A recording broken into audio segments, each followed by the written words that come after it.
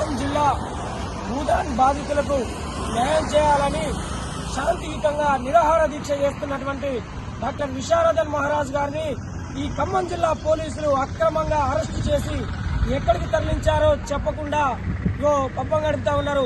Khammam rural police station కు వస్తే తరలించారని తెలిసి ఇక్కడికి వస్తే ఇక్కడ కూడా లేనటువంటి పరిస్థితి.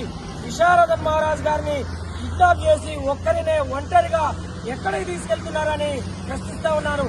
విశారదన్ మహారాజ్ గారికి ఏమైనా అయితే ఈ ఖమ్మం జిల్లా పోలీసులు ప్రభుత్వానిదే బాధ్యత అని హెచ్చరిస్తా ఉన్నాం. వెంటనే విశారదన్ మహారాజ్ గారు ఎక్కడ ఉన్నారో సమాచారం తెలియజేయాలని ఖమ్మం జిల్లా పోలీసులకి ప్రభుత్వానికి డిమాండ్ చేస్తా ఉన్నాం.